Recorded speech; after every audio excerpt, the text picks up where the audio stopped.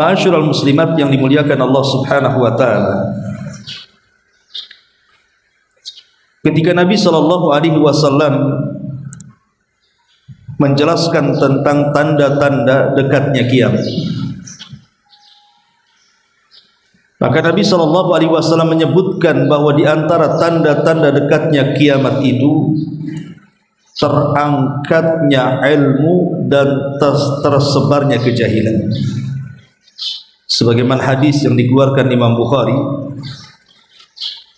dari hadis Anas bin Malik radhiyallahu anhu, Nabi sallallahu alaihi wasallam mengatakan, inna min asratis saati an yurfa'al ilmu wa yaqsurul jahl.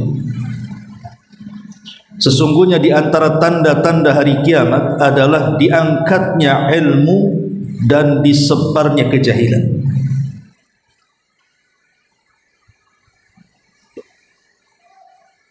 Ma'asyiral muslimat yang dimuliakan Allah Subhanahu wa taala, tentu diangkatnya ilmu bukan berarti ilmu itu diangkat dari bumi ke langit atau dicabutnya ilmu dari dada-dada manusia, bukan seperti itu. Tetapi yang dimaksud diangkatnya ilmu di sini adalah berdasarkan hadis Nabi, innallaha la yaqbadul ilma intiza'an yantazi'uhu minan nas walakin yaqbidul ilmu biqabdil ulama. Sesungguhnya Allah Subhanahu wa taala tidak mungkin mencabut ilmu pengetahuan agama ini secara keseluruhan dari dada-dada manusia. Tetapi cara Allah mengangkat ilmu itu dengan mewafatkan ulama satu persatu. Makanya Nabi sallallahu alaihi wasallam mengatakan, mautul alim musibatun la tujbar. Kematian orang alim itu musibah yang tidak bisa digantikan. Kalau ada pemimpin negara meninggal dunia, maka besoknya sudah ada yang menggantikan. Boleh jadi lebih baik dibandingkan sebelumnya. Kalau ada orang kaya yang meninggal dunia, besok sudah ada orang yang jauh lebih kaya yang akan muncul sebagai pengganti. Dan begitu seterusnya. Ada dokter meninggal, nanti datang lagi dokter yang lebih handal daripada dokter yang meninggal. Ada pilot yang meninggal, nanti ada pilot yang jauh lebih handal dibandingkan pilot yang meninggal. Urusan dunia ini pasti ada penggantinya. Tapi urusan akhirat, para ulama maksudnya adalah ulama yang mengajarkan ilmu agama. Kalau sampai kemudian meninggal, maka susah menggantikan. Kita lihat kematian para ulama madhab saja. Imam Syafi'i, Imam Malik, Abu Hanifah, Imam Ahmad dan imam-imam yang lain. Sampai hari ini tidak ada yang sanggup menandingi ilmu mereka. Bahkan tidak akan pernah ada lagi Imam Ahmad seperti Imam Ahmad di zamannya. Makanya wajar kalau Nabi SAW mengatakan bahwa kematian seorang alim, ulama itu musibah yang tidak bisa digantikan. Makanya kenapa kemudian sebelum ulama itu satu persatu meninggal, maka carilah ilmu dari mereka. Sebab kalau seandainya kemudian para ulama satu persatu meninggal, maka dipastikan yang setelahnya tidak lebih cerdas dibandingkan yang sebelumnya. Dan apabila para ulama sudah meninggal semuanya, apa yang terjadi? Maka manusia akan mengambil orang-orang jahil untuk menggantikannya. Mereka pun ditanya dan dimintai fatwa, mereka pun menjawab dan berikan fatwa. Mereka sesat dan menyesatkan yang lainnya. Ma'asyiral muslimat yang dimuliakan Allah Subhanahu wa taala, hadis ini salah satu daripada alamatul nubuwah sebenarnya, alamat-alamat dari tanda-tanda kenabian. Bahwa di akhir zaman itu bukan hanya ilmu diangkat, tetapi kejahilan yang merata. Dan itu kita bisa saksikan. Umumnya masyarakat di Batam sajalah, tidak usah kemana-mana. Contoh ibadah yang paling mudah dan sering kita lakukan, bahkan menjadi rutinitas kita, sholat. Masih banyak orang-orang awam itu yang tidak paham tentang sholat. Jadi mereka sholat itu hanya melihat imam bergerak, mereka ikut bergerak. Tapi kalau seandainya didudukkan di depan kita, kita tanya soal hukum-hukum sholat, apa syarat-syaratnya, apa wajib-wajibnya, apa sunnah-sunnahnya, apa pembatal-pembatalnya, mereka tidak tahu. Jadi ibadah mereka itu hanya taklid saja. Melihat imam bergerak, ikut bergerak. Melihat imam takbir, ikut takbir. Entah apa yang dibaca pun kita tidak tahu. Itu yang masih sholat. Macam mana dengan orang yang tidak sholat kan? Jangan-jangan ditanya sholat 5 waktu apa namanya saja sudah tidak tahu. Nah ini musibah. Sampai ada seorang syekh bercerita, jadi ada di daerah sana gitu ya, di Timur Tengah itu. Ini cerita di Timur Tengah yang banyak ulama ya. Dia bercerita bahwa ada orang yang tidak paham tentang pembatal-pembatal puasa. Jadi dia kira bahwa kalau orang itu kencing ataupun berak dan dia sedang berpuasa, itu bisa membatalkan puasa. Jadi ada orang yang menahan kencing dari pagi gitu ya, sampai siang, sampai sore dia udah nggak tahan. Sebab kalau dia kencing batal puasanya menurut dia. Akhirnya karena sudah tidak tahan dia menahan kencing, dia datang kepada salah seorang ulama bertanya, apakah kencing itu membatalkan puasa atau tidak? Ketika kemudian kata syekh ini mengatakan, mana ada kencing itu membatalkan puasa? Tidak membatalkan puasa. Barulah dia sadar bahwa selama ini dia tahan kencing dari pagi sampai sore itu, dia kira itu membatalkan puasa. Kan kejahilan itu menyiksa diri jadinya kan. Itu karena jahil. Sampai seperti itu gitu ya. Ini yang jelas-jelas istilahnya perkara-perkara umum. Bagaimana kalau yang kemudian perkara-perkara yang detail, yang jarang dibahas seperti ilmu waris, ilmu faraid gitu, tentang hukum-hukum muamalah, boleh jadi mungkin sama sekali tidak paham. Lah ini maknanya tersebarnya kejahilan. Tersebarnya kejahilan seperti itu. Bahkan ada juga cerita bahwa seseorang bertanya kepada salah satu syekh dan mengatakan, ya syekh, apakah sholat sunnah itu boleh dilakukan tanpa berwudu? Ini kan pertanyaan konyol. Yang namanya sholat mau wajib mau sunnah tidak sah kecuali di atas wudu. Dia kira wudu itu untuk sholat wajib saja. Sholat sunnah itu tak perlu wudu. Lah ini kan kejahilan namanya. Perkara-perkara yang sudah terang-terang benerang gini kan, masa tidak tahu? Itu di negeri yang banyak ulamanya. Macam mana di negeri kita yang tidak ada ulama, di sini hanya ustadz-ustadz yang ya mungkin pengetahuannya juga setara saja, kurang lebih saja. Tidak sebagaimana para ulama yang ada di Timur Tengah yang memang betul-betul ulama mereka. Tentu kejahilan lebih merata di negeri kita dibandingkan di negara mereka. Sampai ada orang yang kemudian seorang anak-anak di madrasah aliyah ditanya tentang sosok Abu Bakar Siddiq radhiyallahu anhu, tidak tahu. Siapa yang kenal Abu Bakar? Nyeletuklah salah seorang siswa dan mengatakan, mungkin dia seorang nabi. Ya bayangkan, Abu Bakar aja disangka nabi karena jahilnya. Lah ini terjadi di masyarakat kita ini yang seperti ini. Kalau hukum-hukum rutinitas seperti sholat 5 waktu saja, kadang-kadang tidak paham tentang hukum-hukumnya, sudah tidak paham, tidak mau cari paham. Artinya sudah jahil, tidak mau belajar, itu masalahnya. Lah ini kata Nabi SAW termasuk tanda-tanda dekatnya kiamat.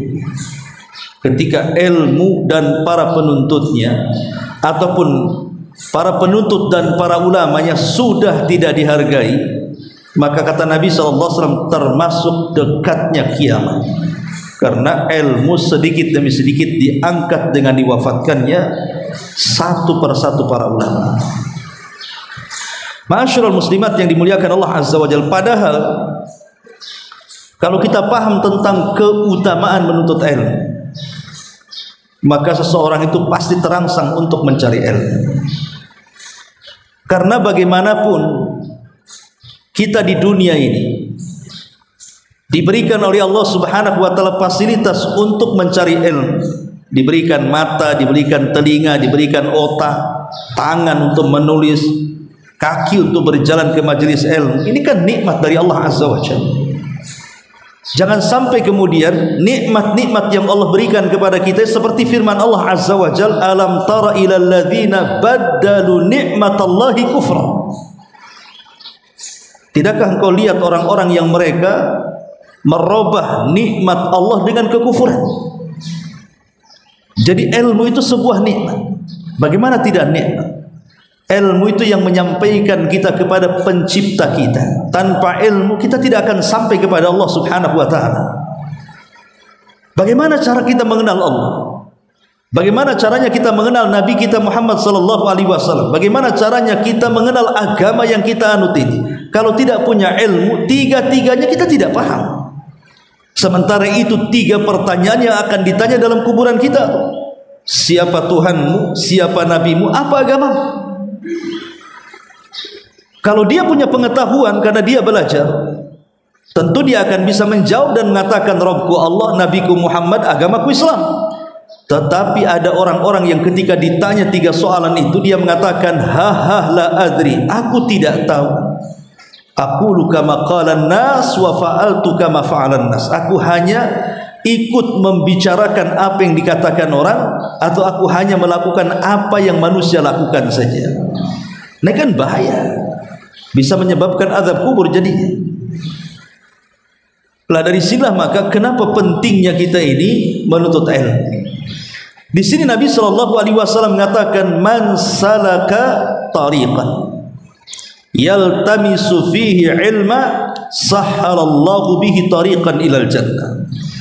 Kata Nabi SAW, wa man salaka tariqan, barang siapa yang menempuh sebuah jalan, yaltamisu fihi ilma, di mana dia berusaha untuk iltimas. Yaltamis itu diambil dari kata lamasa, iltamasa. Bahasa Arabnya iltamas itu artinya seperti seseorang mencari sesuatu. Umpamanya ada pemulung, ya, dia ngorek-ngorek tong sampah, mencari sesuatu, entah itu botol aqua yang bekas yang dibuang di situ atau kardus-kardus dikorek-korek, itu namanya yaltamis. Jadi mengorek-ngorek sebuah pengetahuan. Yaltamisu fihi ilma, dia berusaha untuk mengorek-ngorek, untuk mencari-cari sebuah pengetahuan agama. Boleh jadi mungkin tidak terlalu tinggi lah, mungkin yang paling rendah. Mungkin ada seorang ibu, dia datang ke ustadz tanya, Ustadz macam mana hukumnya ini umpamanya. Ustadz itu jawab. Lah itu namanya yaltamisu fihi ilmana. Ibu tidak tahu hukumnya, kemudian ada nomor ustadz tertentu, ibu WA di situ. Ustadz Afan nih, saya ada masalah, gimana ya jawabannya, gitu kan. Lah itu namanya yaltamis, namanya mencari-cari, mengorek-ngorek ilmu pengetahuan. Apa kata Nabi SAW? Sahhalallahu lahu bihi tariqan ilal jannah, maka Allah akan mudahkan bagi dia jalannya menuju surga. Begini, terkadang satu ilmu yang ibu amalkan, boleh jadi mungkin ilmu itu ya remeh, ya mungkin bukan ilmu besar yang harus dipelajari seperti mustalahul hadis yang perlu duduk, usul fikih, usul tafsir, nahwu sharaf yang memang ya mungkin sekelas ibu ini sudah agak sulit untuk belajar seperti itu. Itu kan tugasnya anak-anak muda kan begitu. Tidak perlulah ilmu-ilmu seperti itu. Yang jelas ibu itu hanya mencari satu ilmu yang bisa ibu amalkan setiap hari. Boleh jadi Bu, satu ilmu itu pula yang membuat ibu masuk surga. Kita tidak tahu dari semua banyaknya ilmu, rupanya satu ilmu yang ibu amalkan itu pula yang memudahkan ibu masuk surga. Contohnya, Al-Imam Abu Daud As-Sijistani, ma'ruf. Kalau kita membaca hadis Nabi Shallallahu Alaihi Wasallam selalu dibuntut hadis itu. Hadis ini dikeluarkan Imam Bukhari, hadis ini dikeluarkan Imam Muslim, hadis ini dikeluarkan Abi Dawud, Tirmidzi. Jadi salah satu pengeluar hadis itu namanya Abi Dawud As-Sijistani. Jadi Abi Dawud ini Bu, dia melakukan safar untuk talabul ilmi, untuk menuntut ilmu. Ketika dia hendak menyeberangi sebuah sungai, dia pun mencarter satu perahu untuk menyeberangkan seharga 1 dinar. 1 dinar besar ya, karena kan 4 gram emas tuh, lebih ya. Ketika sudah deal-dealan, akhirnya mulailah kemudian dia naik ke atas perahu, kemudian mulai berlayar. Ketika sampai di tengah sungai, tiba-tiba dia mendengar suara bersin. Dari kejauhan dia mendengar suara orang bersin. Kemudian dia mengatakan kepada pemilik kapal, bisa nggak kau antarkan aku ke tempat orang bersin itu? Kata pemilik perahu, ya nggak bisa lah. Perjanjian kita kan saya antar kamu dari sini ke sana. Kalau saya antar kamu ke tempat orang bersin makin jauh, nggak bisa, harus nambah ongkos katanya. Akhirnya ditambahlah 1 dinar lagi, asal kamu temukan aku dengan orang bersin itu. Ketika kemudian sudah oke, dikasih lagi 1 dinar. Kemudian perahunya di Bali mencari orang bersin tadi. Setelah ketemu, Abi Dawud kemudian bicara kepada orang bersin tadi, apakah engkau yang bersin tadi? Dia mengatakan ya. Apakah engkau mengucapkan alhamdulillah? Dia mengatakan ya. Kemudian Abi Dawud mengatakan yarhamukallah. Setelah itu kata Abi Dawud kepada yang punya perahu, ayo kita pergi lagi. Jadi bayar 1 dinar hanya mencari orang bersin untuk mendoakan yarhamukallah. Habis itu pergi. Sehingga satu hari Abi Dawud dan kawan-kawannya ini, kemudian ada yang bermimpi, salah satu kawan Abi Dawud ini, dalam mimpinya dia melihat Abi Dawud dipanggil oleh Allah Subhanahu wa taala. Kemudian ditanya, "Ma fa'alallahu bik?" Apa yang Allah lakukan kepadamu hai Abi Dawud? Maka Abi Dawud mengatakan, "Ghafarali Rabbi." Allah telah mengampuni dosa-dosaku. Kemudian dikatakan, atas amalan apa Allah mengampuni dosa-dosamu? Kata Abi Dawud, karena aku menjawab bersinnya orang bersin dengan 1 dinar. Dan Allah ganti 1 dinar itu dengan ampunan yang luas daripadanya. Ya, kan menjawab yarhamukallah ini kan bukan perkara sulit ya. Orang bersin kita berdoa yarhamukallah. Tapi lihat semangatnya Abi Dawud untuk mengamalkan 1 hadis tadi, karena dia mendengar masalahnya kan. Sementara hadis Rasul mengatakan, apabila saudaramu bersin fasyamithu, jawab dia kan, disuruh dijawab. Coba ibu amalkan apa yang dilakukan Abi Dawud ini. Bu ke pasar nih, lagi belanja, di pojok pasar ada orang bersin, mendekati aja, tadi bersin gitu. Apa urusan Umi dengan saya? Malah dibilang gitu pula. Dan kalau memang iya saya bersin tadi, ngucap alhamdulillah enggak? Nah, itu kan tersinggung jadinya kan? Enggak katanya. Oh ya udah katanya. Nggak dijawab, nggak ada baca. Kan harus baca alhamdulillah baru kita jawab kan. Kalau tidak baca alhamdulillah kan tidak bisa dijawab. Dan kalau dia mengatakan dia saya ucap alhamdulillah, kemudian mengatakan yarhamikallah kemudian pergi, mungkin orang itu tertegun kan. Apalah ibu ini katanya kan. Dikira mau belanja rupanya cuma itu saja kan. Lah ini kan contoh saja umpamanya kan. Bagaimana Abi Daud itu hanya mengamalkan satu amalan dalam satu hadis yang ringan. Tapi lihat bagaimana kemudian dia dimimpikan oleh kawan-kawannya bahwa Allah mengampuni dosa-dosanya. Kan luar biasa. Terkadang satu ilmu yang kita amalkan itu pula yang memudahkan kita masuk surga. Ataupun ada seorang ulama namanya As-Sibawi. Sibawi ini seorang ulama bahasa. Kalau kita belajar ilmu bahasa nahwu itu selalu dalam ilmu nahwu bahasa Arab itu perkataan Imam Sibawi itu selalu disertakan dalam hukum-hukum bahasa. Itu ulamanya bahasa lah Sibawi itu. Lah kasusnya juga sama. Sibawi juga bermimpi kemudian dalam mimpinya dipanggil oleh Allah Subhanahu wa taala dan dikatakan apa yang Allah lakukan kepada Sibawi. Kemudian Sibawi mengatakan ghafara li rabbi, Allah telah mengampuni dosa-dosaku. Dengan apa Allah mengampuni dosa-dosaku? Dia mengatakan karena aku telah mengetahui ismul ma'rifat, isi ma'rifat dalam bahasa Arab itu, dan seagung-agungnya ismul ma'rifah adalah alif lam yang menempel pada lafzul jalalah Allah. Hanya mempelajari nama Allah, ismul ma'rifah, alif lam dalam kalimat Allah itu pula yang menjadikan Sibawi diampuni dosanya.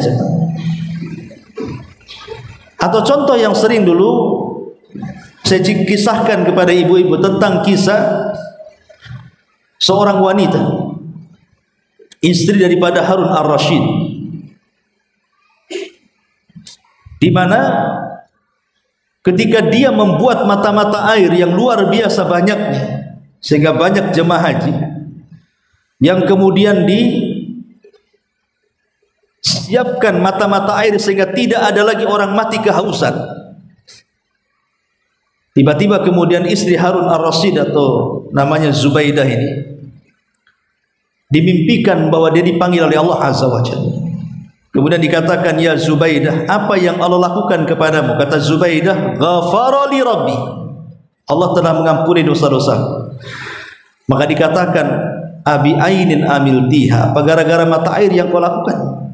Dia mengatakan bukan itu. Lalu atas dasar apa Allah mengampuni dosamu?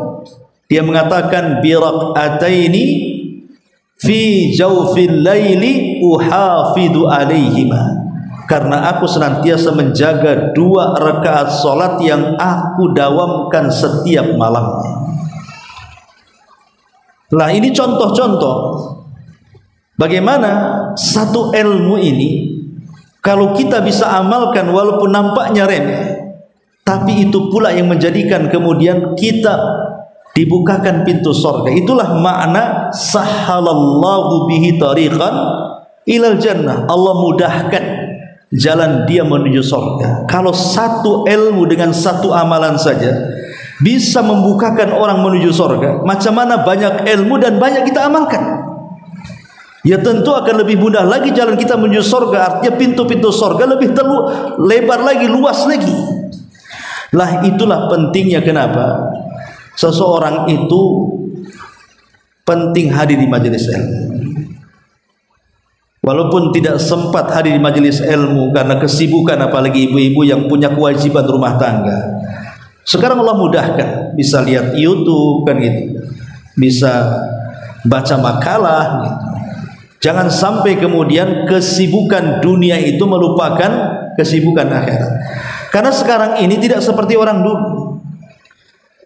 Kalau orang dulu mendengar pamannya sengaja di rumah membaca sambil masak, ibu kan dengar murotal. Kalau orang dulu itu ya masihlah ngikutin, karena tiap hari disetel lama-lama hafal. Kadang-kadang ngikutin karena mungkin sudah berapa ratus kali mungkin murotal itu setel gitu ya, atau mungkin didengar dari radio, lama-lama hafal. Tapi sekarang tidak demikian kan itu. Walaupun seorang pamannya nyetel murotal, iya murotal, tangan kita sibuk dengan HP kita. Kadang-kadang habis murotalnya kita tidak sadar itu, karena pusing dengan ini, dengan handphone kita tuh. Main TikTok lah, main apa kan. Ini mana satu sebenarnya perhatiannya, ke handphone ke murotal yang kita setel. Lah ini contoh-contoh ketika belum lagi perkara-perkara yang lainnya, belum lagi disibukkan dengan gibahnya, dengan namimahnya, dengan kumpul-kumpulnya dan begitu seterusnya, itu makin menjauhkan kita dari agama. Maka Nabi SAW mengatakan, man salaka tariqan yaltamisu fihi ilma sahhalallahu bihi tariqan ilal jannah. Saya akan kisahkan satu kisah. Dahulu ada ulama namanya Imam A'mash. A'mash ini disebut A'mash karena dulunya tidak buta dia.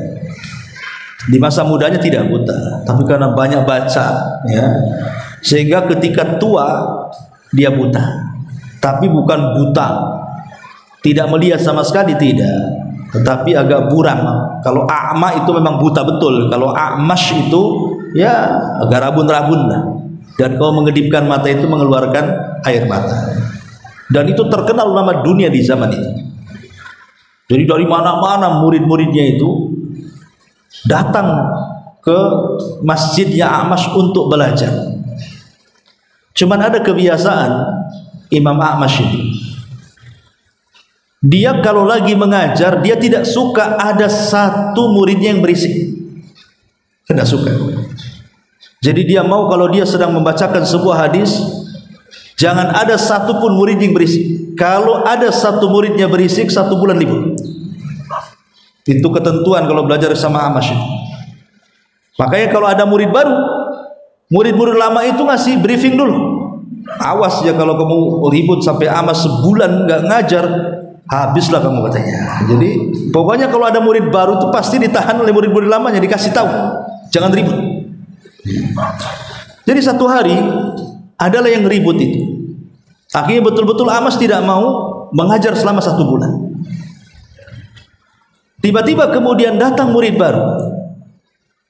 Dia dari negeri yang sangat jauh, bayangkan sudah meninggalkan anaknya, meninggalkan istrinya, meninggalkan kampungnya, meninggalkan pekerjaannya, ingin duduk bersama A'mash 2 pekan saja, habis itu pulang. Ketika sampai ke daerah A'mash itu, ketika dia masuk ke masjid, tidak ada pengajian. Kalau sekarang kan enak, tinggal WA aja, ada pengajian nggak kan itu? Ada, datang, tak ada, libur, tak datang kan itu. Zaman dulu mana ada handphone kayak gitu, sehingga nggak tahu libur nggak liburnya, mana tahu orang itu. Ya terpaksa datanglah dari jauh-jauh. Ketika masuk ke masjid tidak ada orang ngaji. Jadi diberitahulah sama murid seniornya A'mash bahwa telah terjadi case. Ada orang yang ribut. Akhirnya A'mash tak mau ngajar selama sebulan katanya kan. Dan itu aturan A'mash memang seperti itu. Jadi orang ini marah-marah mengatakan, loh, apa salah saya katanya? Saya kan nggak hadir di majelis itu dan saya tidak buat ribut dan saya baru datang. Emang salah apa saya? Kenapa saya dimasuk-masukkan sehingga saya tidak bisa belajar? Itu kan salah kalian katanya kan. Iya betul, salah kami. Tapi A'mash nggak mau ngajar sampai 1 bulan. Akhirnya dia pun tidur di masjid. Karena sudah malam, dia nunggu subuh karena A'mash pasti sholat subuh. Ketika kemudian A'mash sholat subuh betul, didatangilah oleh murid baru ini, nggak tahu menahu. Dia mengatakan, ya Syekh, bacakan kepadaku beberapa riwayat, aku akan tulis. A'mash mengatakan tidak bisa, karena aku sudah berjanji aku tidak akan mengajar 1 bulan. Kemudian orang ini mengatakan, apa alasannya? A'mash mengatakan, ya karena aturanku kalau orang ribut di kelas saya tidak akan mengajar 1 bulan. Orang ini marah sama A'mash dan mengatakan, ya Imam, itu bukan urusan saya. Saya ini orang baru datang dari jauh kan gitu. Saya ingin mendengarkan hadis dari kamu. Saya nggak masuk-masuk urusan mereka yang ribut. Pokoknya saya ingin mendapatkan hadis Nabi. Tolong bacakan, saya catat katanya. Kata A'mash, saya nggak mau. Saya sudah janji tidak akan mengajar 1 bulan. Akhirnya pusinglah dia. Dia mikir nih gimana cara dapat ilmu.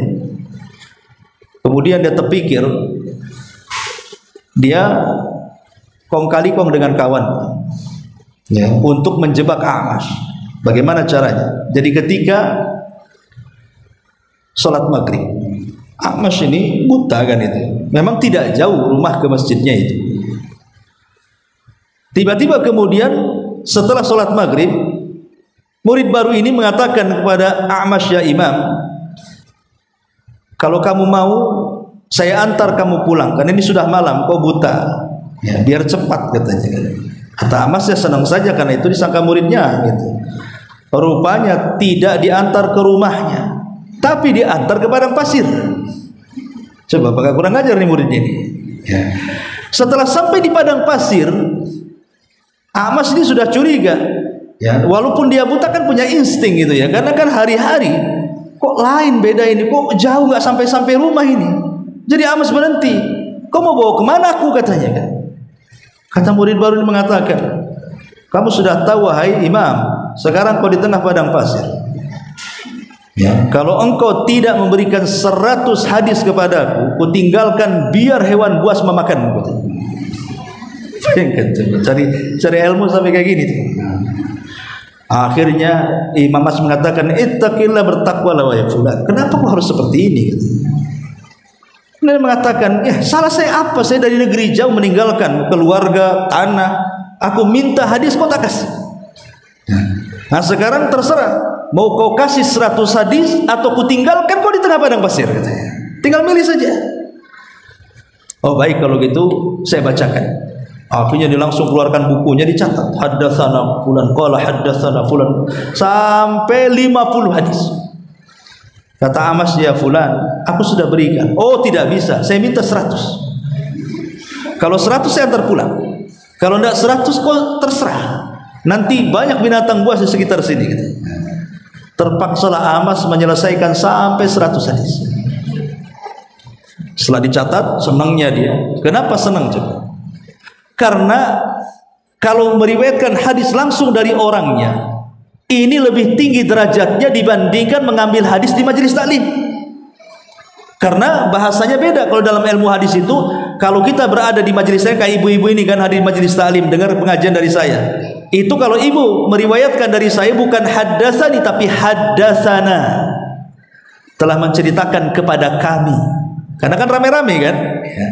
Tapi kalau ibu datang sendiri ke saya berdua ngomong, itu menceritakan hadis dari saya bukan haddatsana tapi haddatsani, telah menceritakan kepadaku, bukan kepada kami. Tinggi derajatnya lagi kan, makanya dia senang dia dapat 100 hadis. Akhirnya diantar pulang. Di tengah jalan dia ketemu kawannya, memang sudah kong kali kong dengan kawannya. Ambil ini catatan ya, aku tidak bawa apa-apa katanya, kamu sembunyikan katanya. Setelah kemudian dibawa pulang sampai di rumahnya, ketika kemudian murid baru ini hendak pergi, langsung dipegang bajunya sama Mas. Tunggu dulu, digini, tunggu dulu katanya. Mana catatan itu? Mana catatan yang tadi? Sambil teriak-teriak, maling, maling, maling katanya. Ya orang-orang datanglah, ini Imam A'mash kan itu. Siapa yang maling rumahnya Imam A'mash? Rupanya ada anak muda sedang dipegang oleh Imam A'mash. Ini malingnya katanya. Ditangkaplah anak muda ini. Kemudian diinterogasi, kau maling apa katanya? Enggak, aku enggak maling apa-apa. Kemudian ditanyakan kepada A'mash, apa yang dicuri dia? Dia mencuri catatanku katanya. Ambil catatannya katanya. Catatannya kan sudah dikasih kawannya. Digeledah enggak ada apa-apa. Ya. Apa kata kawannya? Ya Imam, aku tak punya catatan katanya. Aku sudah kasihkan ke kawanku. Enggak ada catatanku katanya. Imam A'mash yang berpikir tersedak, dia ngomong begini. Wahai fulan, sebaiknya kalau kau temukan catatanmu yang tadi, hapus semuanya. Kenapa dihapus? Karena yang aku riwayatkan 100 hadis itu semua hadis lemah, percuma katanya.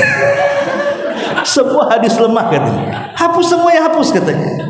Tapi anak muda ini juga cerdas. Ya, dia mengatakan, ya Imam, engkau jauh lebih takwa daripada kami. Engkau lebih beriman, lebih berilmu. Takkan kau berdusta atas nama Nabi katanya. Pasti semua riwayatmu sahih katanya. Kalau kau mengatakan lemah, tidak mungkin kau meriwayatkan hadis lemah. Engkau yang bertakwa kepada Allah, tidak mungkinlah meriwayatkan hadis lemah, katanya. Akhirnya dia terdiam.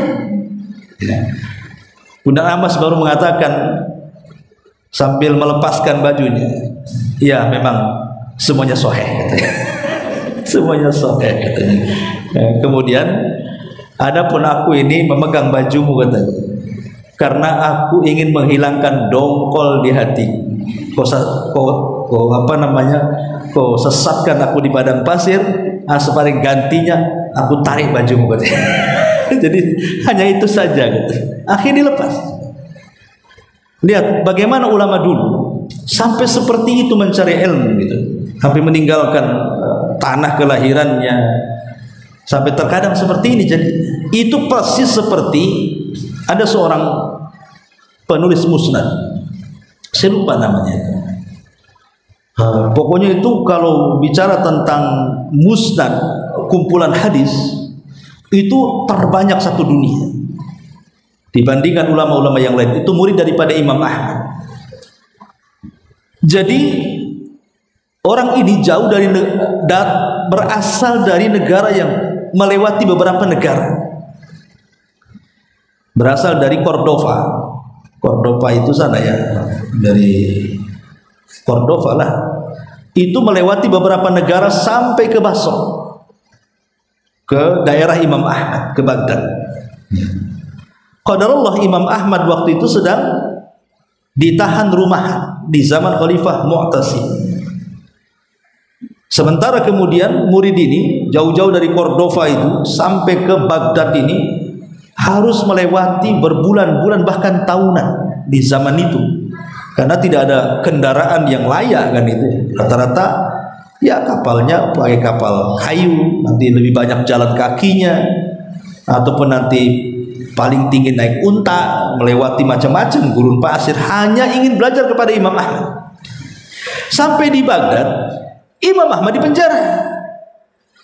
Apa tidak menyesal coba dia? Sudah berbulan-bulan datang dari Cordova ke Baghdad, ingin belajar kepada Imam Ahmad, sunyi, tidak ada masjid yang di situ ada darasnya Imam Ahmad. Kenapa? Karena pemerintah melarang, tidak boleh Imam Ahmad itu mengajar, karena dia sedang di penjara. Dan dalam penjara Imam Ahmad, walaupun penjara rumahan, dilarang tidak boleh mengajar dan tidak boleh belajar. Layaknya orang awam aktivitasnya. Kalau ketahuan maka akan diperberat hukuman. Jadi akhirnya kemudian dia merasa kecewa nih. Orang ini merasa kecewa karena Imam Ahmad berada di penjara rumah, tapi dia tidak kehabisan ide. Akhirnya dia coba penampilannya berubah, karena tahu Imam Ahmad itu kan orangnya dermawan. Jadi dia pura-pura menjadi gembel. Jadi pakaian talabul ilminya dilepas gitu ya, dipakainya pakaian gembel. Tahulah gembel itu, dikasih mehong-mehong atau apa ya biar nampak orang gembel. Sambil kemudian mendatangi rumahnya Imam Ahmad, mengetuk pintunya sambil pura-pura mengemis. Setelah dibukakan baru dibisikin tuh. Ya, Imam Ahmad itu dengan mengatakan, saya ini bukan gembel, katanya. Saya ini talabul ilmi, sengaja supaya dibukakan pintumu untuk tolong setiap aku datang kemari bacakan satu hadis kepadaku. Imam tidak mau, karena memang takut ketahuan nanti masalah bukan hanya dirinya tapi orang lain pun kena masalah jadinya kan. Jadi dia menjaga orang lain, tapi karena dia mendesak setiap datang selalu minta hadis, akhirnya dibacakanlah. Setiap datang jadi gembel dikasih satu hadis, besoknya ada jadi gembel lagi di satu-satu, sampai berhasil mengumpulkan 300 hadis. Berarti kan 300 jadi gembel tuh. Datang dagang kan 300, dikumpulkan 300 hadis.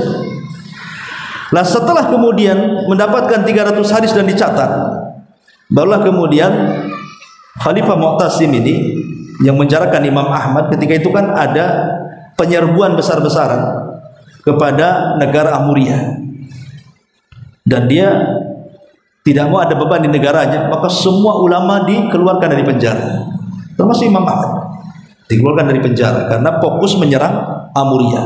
Ya. Setelah Imam Ahmad keluar, itu pun sudah sakit-sakitan, Bahkan bahunya patah karena dicambuk. Imam Ahmad udah tua pun, jadi dia hidup di penjara yang lama. Imam Ahmad rupanya dia mencari pengemis itu. Setelah ketemu, dijadikanlah murid andalan dia. Sejak itulah maka muridnya Imam Ahmad yang satu dari Cordova ini, dia mencatat hadis terus sampai mampu mengumpulkan hadis, sampai membuat musnad terbesar satu dunia. Walaupun sebagian kitabnya sudah hilang gitu ya. Tapi menunjukkan bagaimana orang ini jauh-jauh dari Maroko ke Baghdad hanya untuk belajar hadis kepada Imam Ahmad. Karena zaman itu memang jarangnya para ulama gitu ya. Dan kebiasaan rihlah, memang rihlah itu sebuah sunnah. Kalau ingin belajar rihlah. Makanya ibu kalau punya anak didik gitu, rihlahkanlah ke Saudi, ke Mesir, ke Yaman, ke mana ya. Karena biasanya kalau belajar keluar daerah atau ke Jawa itu biasanya biasanya dibandingkan disekolahkan di Batam. Kalau bagi orang yang tidak punya biaya gitu ya bolehlah untuk di Batam, orang Batam gitu. Tapi kalau punya biaya jauh karena jangan anak itu mondok kan. Itu bagian daripada berkahnya pengetahuan. Dengan cara dirihlahkan supaya anak-anak itu makin jauh biasanya makin sukses gitu. Apalagi sampai ke luar negeri. Karena itu kebiasaan para ulama. Bahkan Imam Syafi'i rahimahullah taala, Imam Syafi'i itu dari kecil menjadi Imam Syafi'i. Ibunya mendidik sehingga menjadi Imam Ahmad. Jadi semua jerih payah daripada orang tuanya. Lah saking semangatnya ibunya Imam Syafi'i ini, Imam Syafi'i ketika usaha murid. Yang ingin saya ceritakan, Imam Syafi'i ketika usia 7 tahun, karena dia miskin, dia tidak punya buku, dia nggak punya pulpen, dia hadir saja mengikuti orang-orang dewasa di majelisnya Imam Malik. Namanya anak-anak usia 7 tahun bu, ya masih suka main-main lah, wajar kan itu, anak-anak kecil kan. Ya tapi, jadi Imam Syafi'i kalau Imam Malik membacakan sebuah hadis, maka di tangan Imam Syafi'i itu ada permainan, ya macam karet atau apa gitu ya. Itu sambil pura-pura mencatat di tangannya, padahal nggak ada catatan, cuma dia pura-pura gini aja, pura-pura nyata. Kalau yang lain kan pulpen dengan buku tuh, kalau Imam Syafi'i tidak, ngoret-ngoret pakai mainan. Sehari dibiarkan oleh Imam Malik, 2 hari dibiarkan, 3 hari Imam Malik kemudian memanggil Imam Syafi'i, sebaiknya kau angkat kaki dari sini, jangan belajar di sini, kamu main-main aja di sini katanya. Kata Imam Syafi'i yang masih kecil, polos, dia 7 tahun, tidak, saya belajar seperti yang lainnya katanya. Kata Imam Malik, mana bukti belajarmu? Kau tidak ada catatan. Namanya anak-anak, dia memberi tangannya, nih katanya catatannya, padahal nggak ada isinya. Ini katanya catatannya katanya. Makinlah sparring ini Imam Malik, makin marah lah kan begitu. Mana ada catatan di tangan? Tapi setelah Imam Syafi'i mengatakan, ya Imam, aku mencatat di tanganku sejak aku 3 hari di sini. Kalau engkau mau wahai Imam, aku bisa mengulangi pelajaran mulai dari 3 hari yang lalu sampai hari ini katanya. Penasaran Imam Malik, kalau begitu silakan. Mulailah Imam Syafi'i dengan kekuatan hafalannya, dia bisa menghafal hadis yang diajarkan di hari pertama, hari kedua, hari ketiga. Itulah yang membuat takjub Imam Malik. Kok bisa anak itu menyimpan hafalan kayak punya harddisk kepalanya? Disitulah kemudian Imam Malik mengangkat Imam Syafi'i menjadi murid terhebat dia, karena hafalannya yang kuat. Ya. Sampai-sampai kalau ulama sejarah itu menceritakan biografi Imam Syafi'i, saking kuatnya hafal Imam Syafi'i ini. Satu hari Imam Syafi'i ini belanja ke salah satu dukan, ke salah satu warung kelontong lah bahasa kita ini, untuk membeli sesuatu. Rupanya di warung itu ada 2 pembeli menggunakan bahasa asing, sedang bertengkar. Pamannya saya ini orang Jawa, orang Sunda lah saya ini kan. Pergi ke warung, ada orang Padang bertengkar pakai bahasa Padang. Saya kan nggak paham kan itu, bahasa apa dia ngomong, apa itu bahasa planet kan itu, karena saya nggak paham bahasa itu. Lah seperti itu Imam Syafi'i mendengar ada orang asing bertengkar dengan bahasa asing, tapi Imam Syafi'i sambil belanja mendengarkan sampai selesai itu pertengkaran. Sampai pertengkaran itu sampailah ke mahkamah pengadilan. Kemudian sang hakim mengatakan kepada salah satunya, ada enggak saksi di antara kalian? Kata yang satunya, ada orang namanya Syafi'i katanya. Datangkah Syafi'i kemari gitu. Didatangkan Imam Syafi'i ke situ di persidangan itu. Kemudian hakim bertanya, apa yang kau ketahui tentang dialog dari keduanya? Kata Imam Syafi'i, aku tidak tahu. Aku nggak kenal bahasanya. Satu pun aku nggak paham. Tapi Pak Hakim, kalau kau mau, aku bisa ulangi bahasa itu walaupun aku tak paham. Gitu. Akhirnya diulangi. Pak Ada nggak pernah dengar bahasa. Baru sekali itu dia dengar, dia bisa mengulang. Orang ini ngomong ini, orang ini ngomong ini, orang ini ngomong ini, orang ngomong ini dengan bahasa asing. Padahal dia juga nggak paham tuh bahasanya. Disitulah kenapa kemudian para ulama menjuluki Imam Syafi'i anak ajaib. Dia bisa menghafal itu. Ini boleh dikata ya tanda kuasa Allah lah. Tidak semua orang seperti itu kan. Tapi disitulah keajaibannya Imam Syafi'i. Saking kuatnya hafalannya luar biasa. Jadi semua itu sudah kerekam di kepalanya. Jadi kalau dia membacakan hadis yang diajarkan ke Imam Malik itu sudah di luar kepala gitu ya. Sama dengan ibu juga di luar kepala tapi tak masuk. Kalau Imam Syafi'i di luar kepala ya memang mengalir gitu dari kepalanya. Nah ini contoh saja bagaimana ulama dulu itu ihtimam dengan ilmu luar biasa. Ya. Atau kisah yang lain lah contohnya, kisahnya Abi Yusuf. Abi Yusuf ini anak seorang penjual di pasar. Abu Yusuf namanya. Itu murid kebanggaannya Abu Hanifah. Jadi usia 6-7 tahun Abu Yusuf itu bantu ibunya ya di pasar. Kadang-kadang suruh bawa apa, gendong apa, nguli apa gitu kan. Ya memang miskin sekali. Tetapi setiap dia selesai ada waktu sholat, dia selalu rajin sholat, datang ke masjid lah. Kemudian di masjidnya itu kebetulan memang itu masjidnya Abu Hanifah yang setiap hari ada dars di situ, ada pelajaran di situ. Entah apa Abu Yusuf usia 6-7 tahun ini tiba-tiba suka dengan ilmu.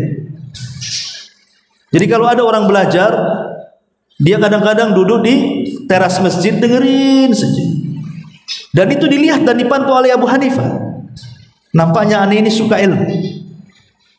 Tapi kalau kelamaan dengerin, datang ibunya, dimakinya anaknya, diseretnya ke pasar, suruh kerja. Jadi satu hari Abu Hanifah ini dia melihat anak ini cinta dengan ilmu, tapi di satu sisi dia harus membantu ibunya. Jadi akhirnya kemudian Abu Hanifah mengizinkan anak itu untuk masuk. Jangan duduk di teras, masuk nak, masuk. Masuklah dia duduk di situ. Akhirnya kelamaan ibunya teriak-teriak di luar masjid. Akhirnya Abu Hanifah menemui ibunya. Apa kata ibunya? Jangan kau rusak anakku katanya. Gara-gara kau rusak anakku, dia tidak mau kerja lagi katanya.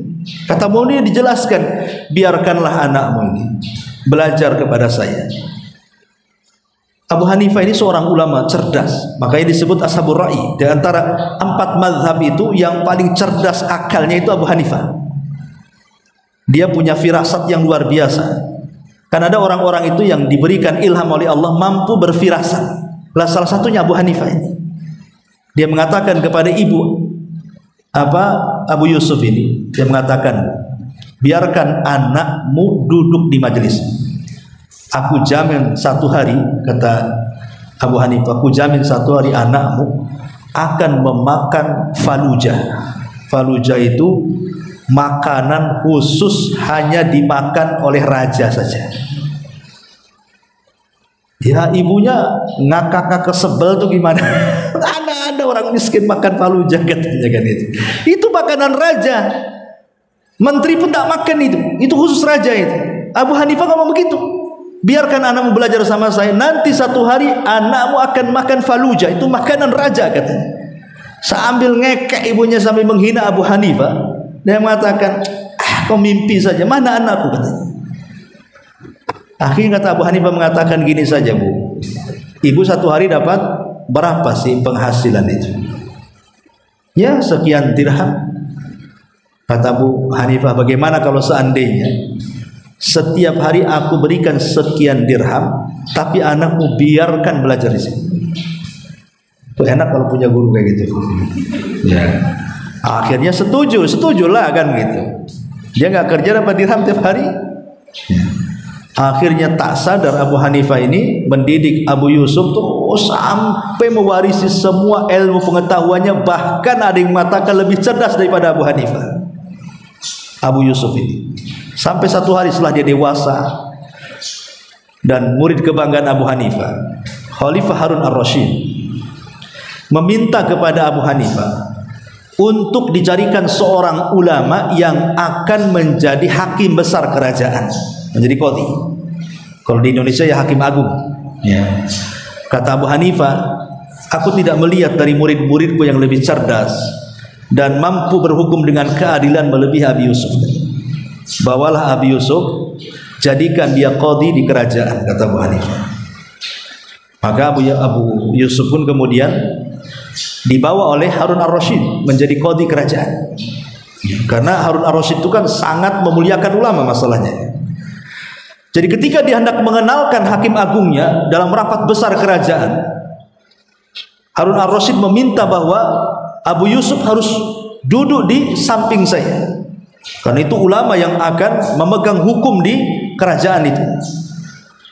Ketika kemudian sudah kumpul dalam sebuah ruangan, disitulah datanglah makanan-makanan itu.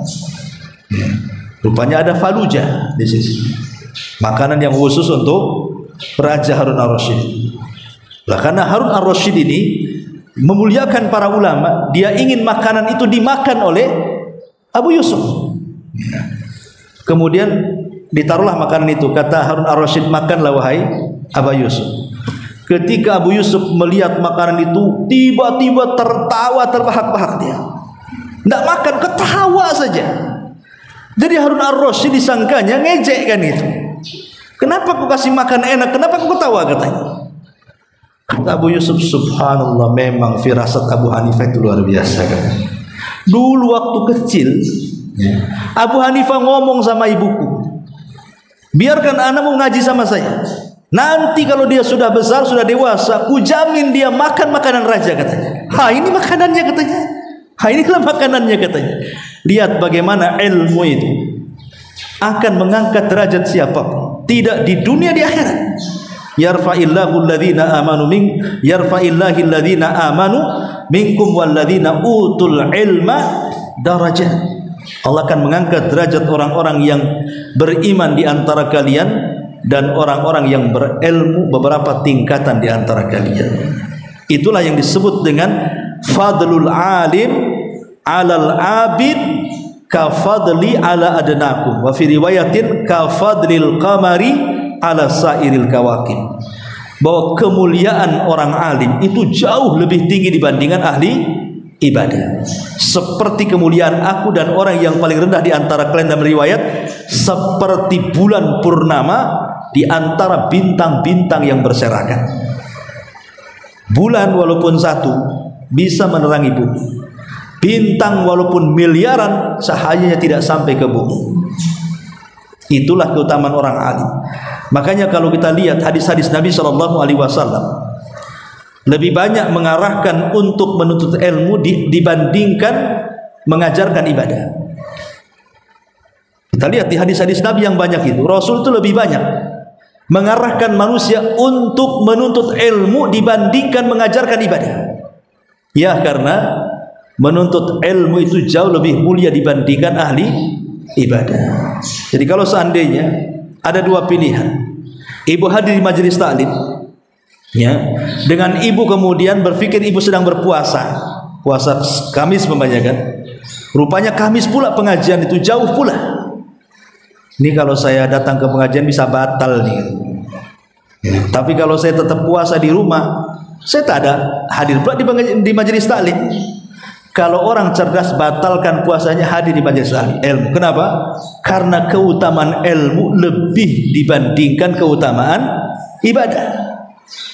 Ibu hadir di majelis taklim itu lebih mulia dibandingkan mempertahankan puasa. Kecuali kalau ibu bisa dua-duanya, pertahankannya lebih baik kan. Ini kan kalau harus milih ceritanya, harus milih mana yang lebih diutamakan. Menuntut ilmu dibandingkan beribadah sunnah. Lain kalau wajib beda ya. Ini kan kita bicara ibadah sunnah. Makanya dahulu Imam Ahmad ibn Hanbal rahimahullahu ta'ala itu selalu menceritakan kepada anak-anaknya tentang biografi gurunya Imam Syafi'i. Setiap hari Imam Ahmad itu selalu memuji-muji Imam Syafi'i. Imam Syafi'i itu imam yang mulia, imam yang cerdas, ahli ibadah, orangnya zuhud, orangnya wara. Sehingga karena setiap hari, apalagi Imam selama 40 tahun mendoakan Imam Syafi'i dalam sujudnya, jadi anak-anaknya itu penasaran, siapa sih Syafi'i itu? Kok abinya menceritakan yang luar biasa kepada mereka tentang Syafi'i ini siapa sebenarnya?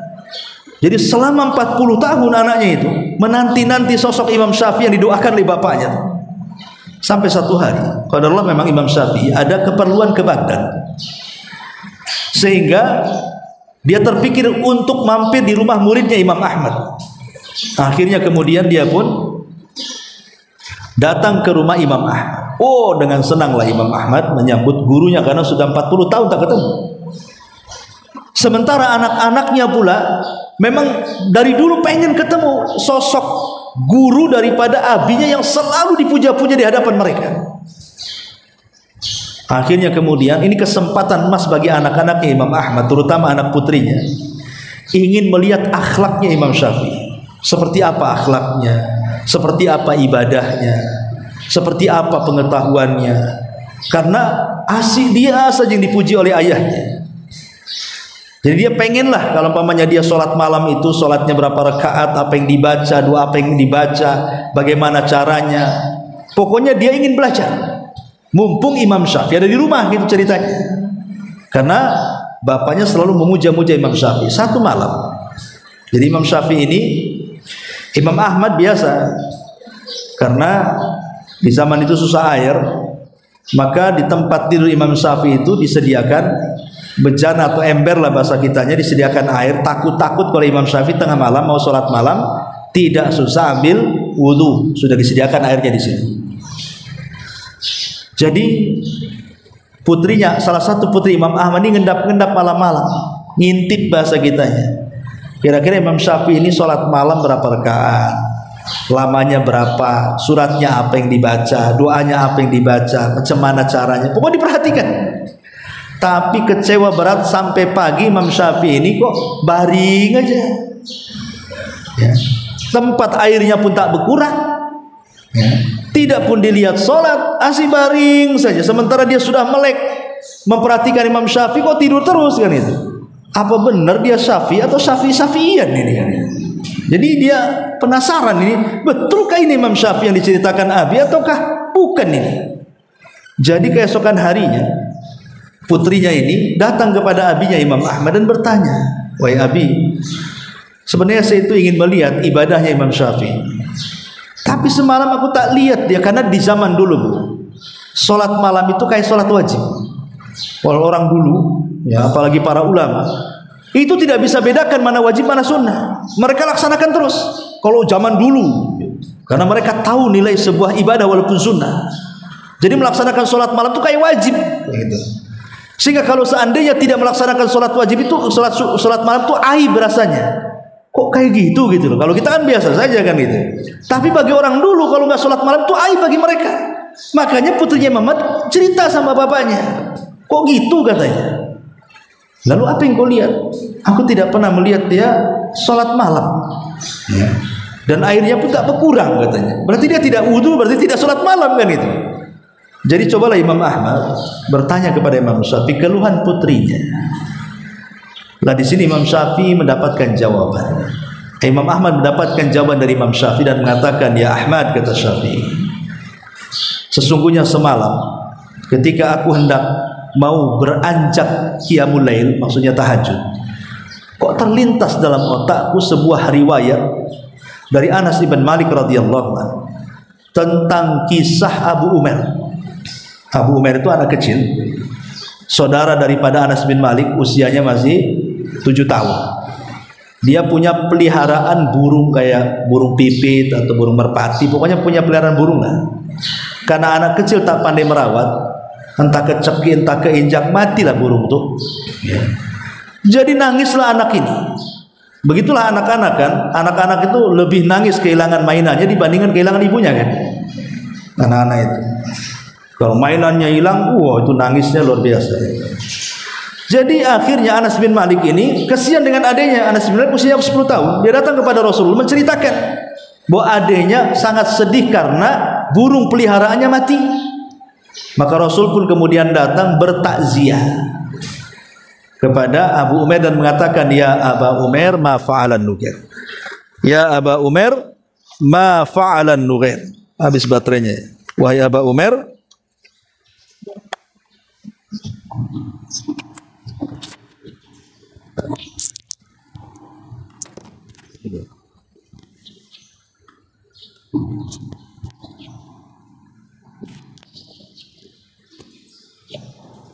jadi Nabi Shallallahu Alaihi Wasallam kemudian bertanya kepada Aba Umair, padahal masih kecil tapi dipanggil Abu. Biasanya kalau panggil Abu itu kalau punya anak kan itu ya. Tapi Abu Umair itu bukan bapaknya si Umar, tidak, itu satu nama. Ya, namanya Abu Umair gitu ya. Ya Aba Umair ma fa'alan nughair. Wahai Abu Umair, apalah yang dilakukan Nughair? Nughair itu nama burungnya si Umair. Ya.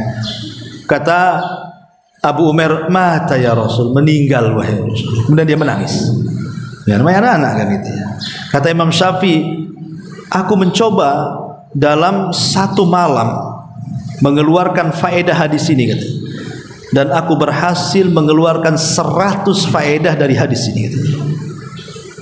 Ya. Kemudian Imam Syafi'i mengatakan, ya Ahmad, lebih baik mana?